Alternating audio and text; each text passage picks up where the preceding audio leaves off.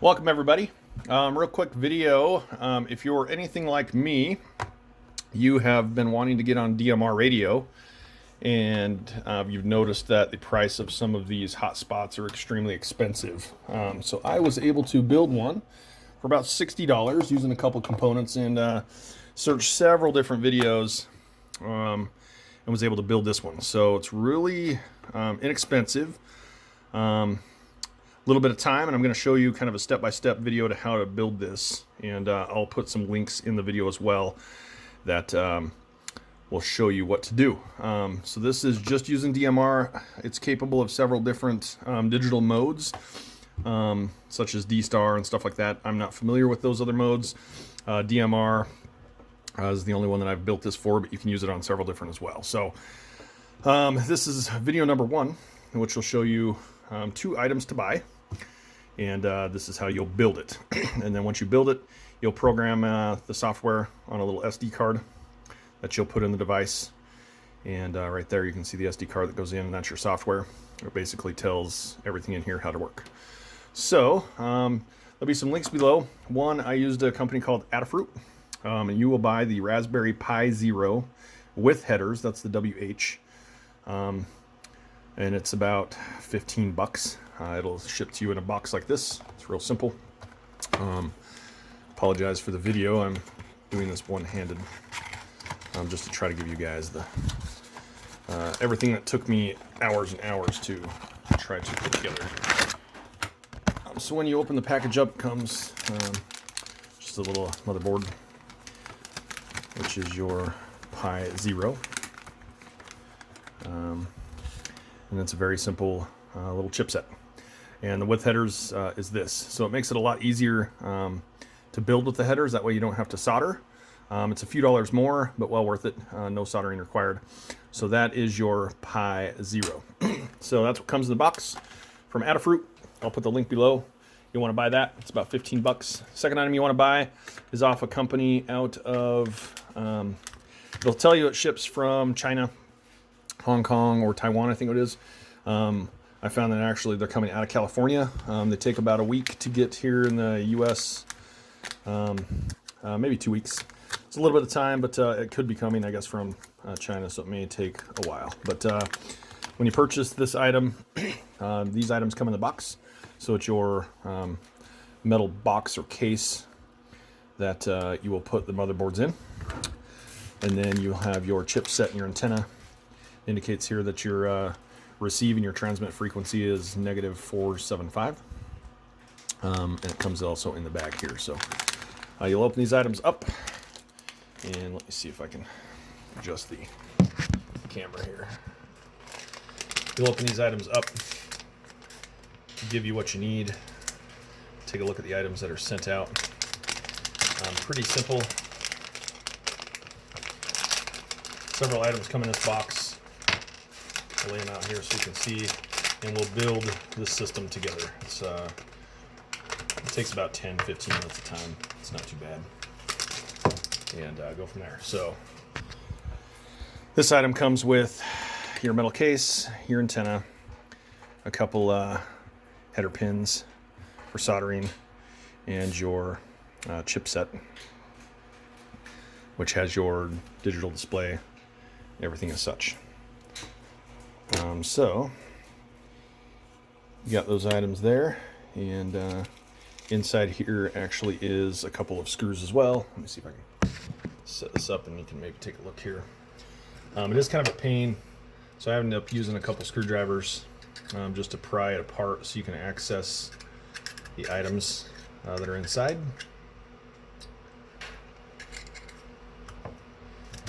And it's best to just kind of slide a screwdriver in there if you can. Pry that up. Oh, didn't work out. You got to kind of hold it in place so you can pop it off, because it's pretty secure once it's put together. So you don't have to worry about it popping off, being stable and secure. And it is metal, which is nice.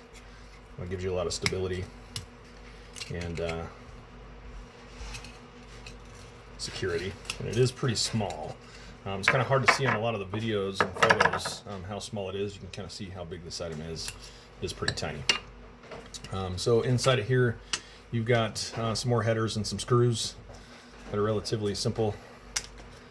So I'll lay all this stuff out and kind of see all the items that we have here. And we'll see all the items that we have. So you've got a couple long screws, a couple short screws. They're Phillips from this company, a couple more headers. Traditionally, we won't use these headers for soldering because we have the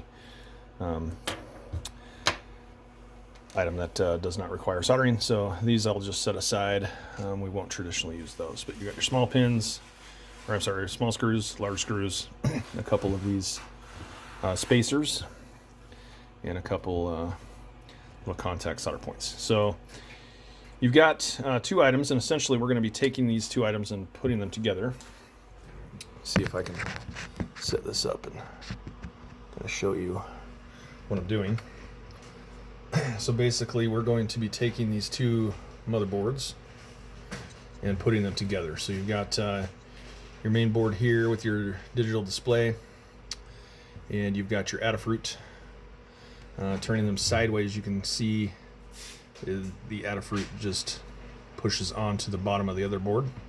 It's relatively simple. You do have a dilemma, as you can see as I push this together. You've got these 4 additional pins right here that we don't need for this purpose. And so what we will do is, this display looks a little crooked here. We're going to trim those 4 off. So I'll pull this apart and just set this down. So you've got these 4 pins that I said that we don't need. So real simple, we just take some dikes and trim those items off, as we won't use them for our purpose. They are kind of hard to trim off and stuck. So let me grab a better set of dikes and trim those off. I'll show you that process.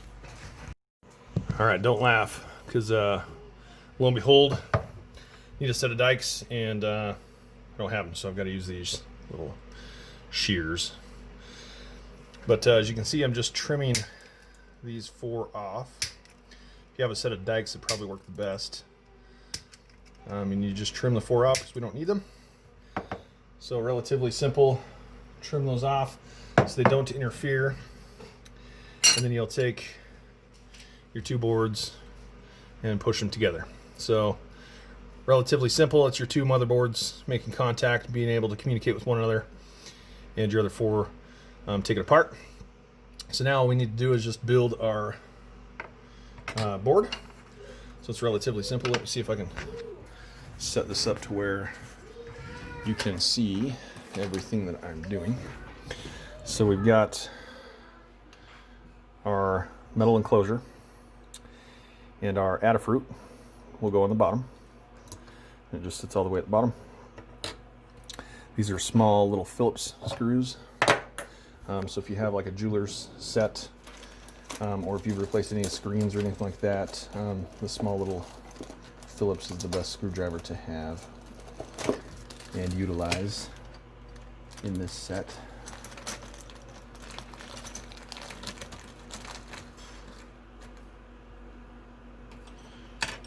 And so we've got our board. You can see, do this. As we put that together, those spacers are going to be here in the front. So we put that together, those spacers are going to go right in the front. That'll help hold and support that board. So we set that aside. So our long screws are going to go in the front, and the short screws will go in the back. So I will take my 2 short screws, and it's going to be very difficult to do this one-handed.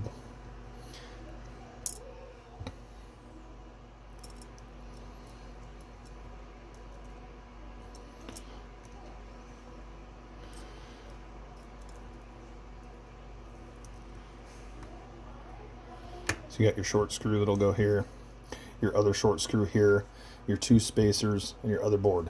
So I'm going to assemble this, and I'll come back with the video and show you the assembled item, and we can go from there. So that's how you want to assemble it, and you'll just push those 2 boards together. Okay, I've finished putting that together, and you can see it's real simple. There's no screws in the top for the back of the board here. So you have screws that are just holding the bottom board on, those two small ones that are, you can see right there and there. And then the front half, you've got the two longer screws that will hold the two spacers. So, and the two pieces are put together. So you can see it's in the enclosure. Next thing we'll do is just take this enclosure and finish putting it all together. There are a couple things that you have to pop out during the fabrication of this. They don't pop these out, so you just have to push them, and it will pop out. And same with this small little cutout here for the hole is for the antenna.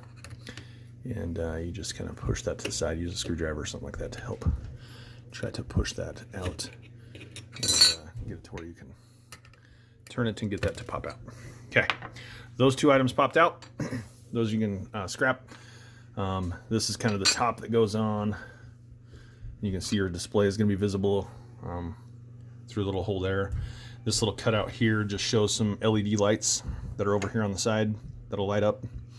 And then your antenna obviously screws on there at the end. So you do have this little screen protector that you can take off now. I wouldn't recommend leaving that on, otherwise you'll have to pull it all apart again when you, if it ever bubbles up or anything like that from heat. So let me set this to the side and we'll snap this on. You can kind of see how we do that. So I'll just take this top and peel that off, put it on our pile to throw away. Take our other top, and again it snaps on. So you've got a couple little ledges. I don't know if you can see those ledges that poke out of the side, and they go in these little inserts here. So you just simply push it on the best that you can, and it will lock into place as you're pushing it down. So make sure everything's clear. You just push it down until it snaps into place. You see it snapped. And looks like it's almost there here. And everything will line up as you see. So it's nice and secure, mounted. Gives you the ability of hooking everything up here for your power. You also use a little dongle to connect it to Wi-Fi if you want. I use a little dongle that allows me to connect into an Ethernet connection. It's easier to set that up. I'll put the link as well below to buy that. It's about $10 or $15, and it plugs into just your small USB port here, and then allows you to connect into an Ethernet port. And I'll show you how to do that as well. I'm gonna find my cable. Too many cables. I will find that and show you that as well. So you'll have one that's power, one that's the Ethernet, and then you have your USB or micro USB connection here on the side, and your antenna that goes on the top. So you just simply screw this on, and that is your modem that's built. So the only thing that we have to do is program it. Relatively simple. The hardware is all built. You'll take a small micro USB, and I will show you a video here on how to format that, put the software on it, where to get the software from, and then a real quick video to go through how to program it for DMR, and then you will be operational. So there we go, relatively simple to build. Okay guys, welcome back. So now that we've built the modem, very easy for us to just program the software for it and how to use it. So what you will need is a minimum of a 16 gig micro SD card. I have a 32 gig here because it was on sale at Walmart for like $8. So just pick up a minimum of 16 gig. I have an SD card, micro SD card adapter that changes it to an SD card size that plugs into my computer. So what you want to do is plug it into your computer. Real simple is do a format on it, which is relatively easy to do. If you right click on start and go to File Explorer, you can scroll down to your SD card. You see I've got one here. It's my E drive in this case. So just right click on it and choose format. It'll say, do you want to format it? Are you sure? Yes. Are you confident? It'll override everything. Format is complete. Okay, so you're starting with a brand new SD card. What you'll want to use is a program called Balena Etcher. Just Google it. It's free. it will write the software to your computer or to your SD card. It's a pretty simple to use program. But first we need the actual software. To get the actual software, you'll go to a website called www.pistar.uk. When you go there, it brings you to this home page.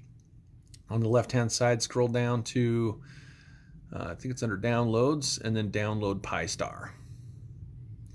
Okay, when you go to Downloads and Pistar, you'll see all the options to download here. The one that we're going to download is Pistar RPI version 4.1.2_20, which is May 2020 zip. So download that to your desktop or wherever you want. I've already downloaded it for speed purposes. And then you're going to load up Balena Etcher. And so when you load Balena Etcher, it's just going to want to ask what software do you want to actually do. So we're going to go from a file, and we're going to navigate to that actual file image that we just downloaded. You're going to hit open, and you're going to hit flash. Real simple. So this takes a little bit of time for it to go through. It'll ask you a few things. Are you sure you want to do this? Yes. And it will write this software to your SD card. So this is the actual software that will take you to Brandmeister's website, all sorts of different digital modes. The one that I'm going to be using primarily is just going to be DMR, but this little modem does D-Star, P25, a bunch of different options, and go from there. So while that loads, a couple things that we can do, we can jump over here, and one of the things that it will need to know is off of QRZ or any website that you may have, a personal website, something like that, it'll want to know for your call sign. So just Google, I'm going to be building one for a friend of mine named K7KOP. So I just Googled, I went to Google and typed in K7KOP QRZ. So K7KOP QRZ. What I'm looking for is I just want to know the actual web address, and you can see it's one of the first options for him. You click on that, and what I want is this web address that shows his info. Because when you key up and do something like that, it will actually show you his website. So it's Mr. Kyle Bell here in Woodruff. So we're going to copy that. We will need that.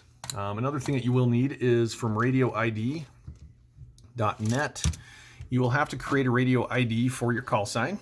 It's relatively simple to use here. You'll want to go, it takes a little bit of time to actually go through this, but you can apply for a radio ID. I think you can do it under generator. So on the left-hand side, generator, you can type in your call sign, and you want to log in, create you an ID that is specific to your digital DMR ID that's specific to your call sign. That way when you key up, it has a radio ID in it, and that information will be available to everyone that has the radio ID. So you want to create a radio ID. Next thing you want to do is go to brandmeister.net. We're doing this just while this card loads. So it's .network. It'll take you to this website. What you will need to do is create and register an account. This takes a couple of days, but you'll type in your call sign, your email address, whether you want to use it for personal or repeater, your password to log you in, some anti-spam stuff, your DMR ID. This is the one that you just got from radioid.net. So you want to put in your digital ID, check mark you're not a robot, you'll hit register. Okay, it takes a little bit of time for them to verify your information, but they'll give you an access. Once they give you access, you'll be able to log into your account. I'm not going to do it because you'll see my password and stuff like that, but they did put in under their self-care. So when you log in, there's an option for self-care. You'll go to self-care and you'll be able to type in your password. You will have to set a unique password for your hotspot because your hotspot's accessing their network, and your password from their website needs to match the password that you'll put in under the setup. So log in, go to self-care, type in a password that you'll remember under your account, and you'll be good to go. Okay, once that's all set and done, you'll come back over here. It shows that it's all complete. So we can hit flash another. We're actually done, so we'll disconnect. We'll disconnect and we will unmount. I don't know if you guys are in the habit of doing this, but actually unmount your hardware. And I gotta find where it's at. There's typically an option where you can unmount your hardware. And I'll be danged if I can see it.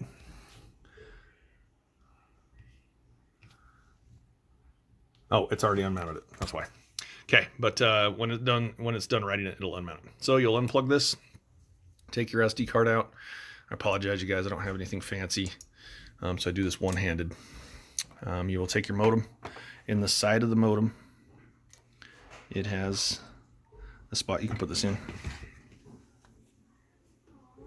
And you'll just put the card in there, insert it fully, and you're good to go. Okay, we're ready to boot this up for the first time. Okay, I've got a device that I'll put a link below that gives me the ability of hooking in this little cable here. It just goes down to a little device here that has an Ethernet connection into it. Oh, it totally fell, which is going to be my power. This little Ethernet connection is vital because you don't have Wi-Fi set up yet. So your Ethernet connection, I hope you can see that, it just plugs into the back of that. That goes to my router. I take this and I plug it into one of these ports. In this case, I just use the second one. That is my internet connection to my router. And I dropped my power cable. Bear with me. Okay, take your micro USB connection for your power and you plug it in. Okay, you'll see we got some colorful lights that flash. And just know this cable, in the settings, we can actually program a Wi-Fi connection setting. I do this now just because it connects to it a lot easier and faster. Okay, so we plug in, it's in the boot up process. You can see some lights flashing, no screen display because we haven't yet programmed what for it to do and how to turn it on. It does take a little bit of time. This is a slow process, but in order to get to your Pi network, the web address that you'll go to is http://pi-star/admin. Okay, looks just like that. Now, I did say it does take some time for that to boot up and connect to your network and your network to find it. But when you go to pi-star/admin, it'll ask you for a username and password. You can see it still hasn't connected yet. The default username is pi-star, the exact same as that, pi-star, and the password is raspberry. So, like I said, patience is a virtue on this one. It is not a quick process. It is a little computer that's booting up, so it does take some time, and then your network has to obviously recognize it as well. So we will try it again. Pi-star. Oops. Admin. And there we go. Okay, no mode defined, booted me in. Sometimes it'll ask you the username and password. I probably already saved the default one. Okay, when we turn services on, you'll get more options in here. So no mode is defined right now, okay? So what we need to do is at the top here, go to configuration. And we're gonna turn on some configurations, which will give us some settings. So default, what we're gonna use is this DMR host. Just leave that there. I'm going to use mine in simplex mode. If you use it as a duplex repeater, you can set that. I don't know anything about that. And then you can see everything is basic. So host name, I'm going to leave the same. Node call sign, that's your call sign. So I'm typing in my buddy's call sign. The latitude and longitude. So you can get that from QRZ if you go under details. It'll have your latitude and longitude that's there, that you can use that if your location is accurate. Otherwise, pull up your actual latitude and longitude. Let me try cut and copying this. It might make it a little easier for me. Longitude, I'm going to paste. Perfect. Back to, I'm sorry, latitude, I'm going to paste. Then longitude, copy. And I'm going to paste it here. Okay. Town. He is in this case, it's Woodruff. And country, this is where you can put in your state. In this case, it's UT, comma, USA. Okay. Your URL, this is the one that I pull from QRZ. So this is his web address up here at the top. I'm just gonna double click it. I'm gonna copy. Nope, sorry, I didn't want to paste. Looking through the wrong screen here. Okay, so I want to copy that. Come back over here. I'm just going to highlight, delete all that information, and paste it. Now, if you have your own website, you want to link it to Brandmeister's Self-Care, something like that, you can. I just use QRZ. We're going to leave it private. The APR host, let me see here. We're going to leave that euro.aprs2.net. The system time zone. So set this to your actual time zone. In this case, I'm in America, and we're going to use the Denver time zone. Maybe. Right there. And I'm going to change it from dashboard language English UK to English US. Okay. Once I have all this set up, I hit apply changes. This reboots the system. So it does take a little bit of time. You can see it says here the connection timed out. That's because we don't have our Wi-Fi set up. And I get this problem loading page. I don't know why. So let's restart that and see. So like I said, it does take some time to go through and reconfigure. And then it literally shuts the computer down, reboots it, boots it back up. Your computer then has to recognize it, connect it to the network before it will bring that dashboard back up. So if you do have a little thing up there that tells you it's working, it is working. So as we go through and turn different features on, we'll get different settings. The only one I'm going to turn on this point in time is the DMR option, but there is like P25, YSF mode, D-Star mode. So if you were to turn each of those configurations on, you'll get different configuration settings. Notice that we get still nothing on the screen because we haven't yet turned it on yet. So it's still flashing, kind of going through the boot up process. Don't be concerned if you get nothing on the screen. That is what happens. Okay.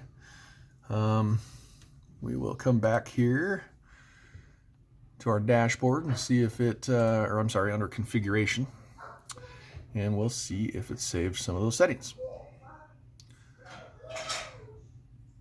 So you can see now it did put in his call sign. It says K7KOP digital dashboard. Modem selection has been updated. So one thing that we do need to set is what type of modem we have. This thing that we built, because this software is used on several different types of modems, we need to select the one that we built. So as we go through here, I'll show you that. So DMR mode. So here's the different options that we now have. We have D-Star, YS, F, P25, all these different ones. So I'm going to turn DMR on. I'm going to leave all these settings here the same, just by default. The modem display, I want to use the OLED type 3. That's the type of display that we have on it. I'm going to choose that it's going to display it on the actual modem, and I'm going to leave this G4KLX. Okay. Let's see. So it did save all of our other information in here. I'm going to choose a frequency here. Please make sure that you follow the laws wherever you're at. I'm just going to put this in for GWiz right now, 446.250. Okay, and let's see, mobile GPS, I'm just going to leave off. Okay, but I do have, where's my modem? Modem radio type. So this is a pull-down menu, and you can see all these different options. One that I'm looking for is STM. So an STM 32 MMDB HS is hotspot for the Raspberry Pi Hat GPO. So that is the one that we just built. Okay, so I got all that done. I'm going to hit apply changes.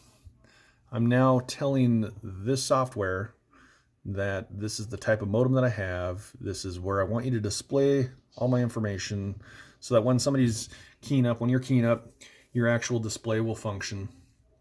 And it'll show you like their username or radio ID number, information, general information, and stuff like that. So the next thing we do need to go through and program in here is like all of your personal radio ID information, as well as that password that I had you set in Self-Care for Brandmeisters, because this hotspot will not work until you actually create that we have to set that. So as it goes through and reboots, you can see it's still loading up there at the top. It does take a little bit of time. It applies all those changes, saves it, shuts the computer down, boots it back up. We will be good to go. Also, let me just note here, your wireless connection is at the bottom here as that boots up. If you have Wi-Fi and you want to set it up down here, you'll just hit configure Wi-Fi and it'll search for your Wi-Fi spots, and then you can enter in your password for your Wi-Fi and it'll connect to that. Note that if you move your hotspot, go somewhere else where you have a different Wi-Fi connection, you'll have to go into your actual settings, change that in here, save the settings in order for it to connect. Okay, so it has saved all my information in here. So your radio ID number, you should have that from radioid.net. What you want to do, if you don't know it, you can go to Radio ID Home. You can come over, well, it's radioid.net, their website. You can go to the database and you can search DMR user ID search. In this case, I'm going to search for K7KOP because I don't know his radio ID. And this will give me his radio ID. So he's 3173916. So I'm putting in here 3173916. Okay, so that is his radio ID number. Remember the password that I talked about that you have to set up. If you scroll down under DMR configuration, you have a password that's here.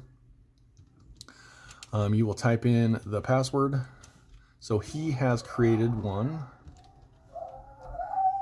And I'm going to type in that password. So whatever you put in Brandmeister's website is the password that you'll actually type in here.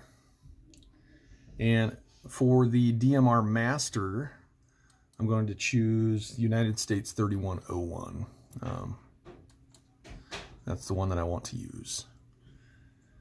And then your color code, if you want to change that, you can. I'm going to leave that all the same. Your GPS port, whether you have that enabled or whatnot. Your dashboard access, I'm going to change this to public. People can look me up or look him up. Mine is set to public. I'm going to do the same for his, and then I'm going to leave these all private. Okay, I'm going to apply all my changes. Oh, that totally just set his password. That should be everything pretty much in a nutshell to get this up and going. Your display will actually have something that boots up now.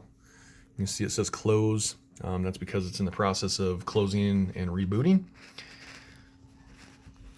And you will get information that'll pop up here as it reboots. So like I said, it does take a little bit of time, but very simple. This whole item cost me maybe 70 bucks to build.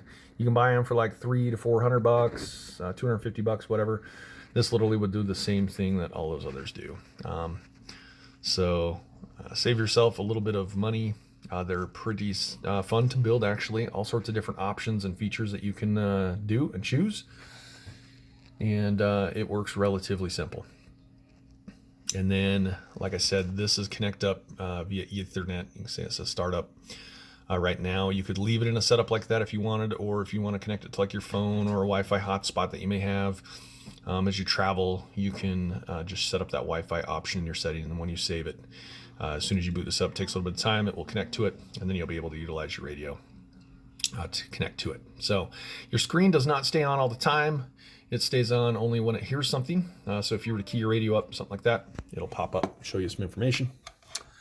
You can see it rebooted, has all of my settings in here. A few things I wanted to show under power. This is how you power it down. Don't get in the habit of just unplugging it. You go to power, and if I were to click right here, it would actually send the close information. And remember on the modem, it showed close. That's how you want to close that out. It also has a reboot option if you wanted to just manually reboot it. Under the configuration, that's what we've gone through. You've seen all the configuration page, everything that we have. Once you're connected and you go to the dashboard, at the top, this will show you. And as you turn these modes on, so DMR mode is enabled. If you turn different modes on, it'll show you that they're enabled. And your network mode, DMR network, is green. So with them being green, it is live and connected to the actual network. Has his radio ID in there, the transmit and receive frequency, and it's the hotspot. Now, if it listens, it'll show listening, or if you were to transmit, it'll provide you some information in here. but it is operational, up and working, and good to go. So if I were to key up, I won't go into this, but obviously your radio you would program in for your hotspot, your DMR, whatever frequency you chose to program in here, and then you'd put in like your radio ID number and whatever channels that you wanted to listen to, and then program your radio. And then when you key your radio up, it'll connect to your hotspot, and your hotspot will transmit that signal through to Brandmeister's network and send it out. So it does work real well, very simple to do. I hope this helps you out.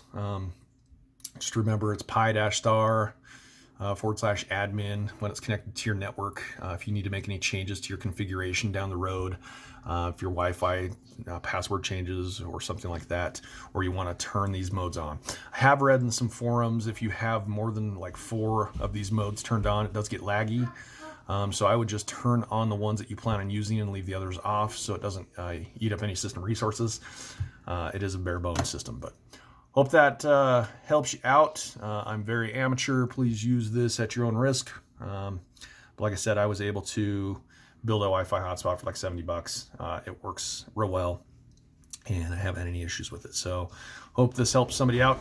Please like my page and subscribe to my channel. I'll create all sorts of different videos for all sorts of different stuff that I do. So I'll say 73s, be safe, and we'll talk a bit.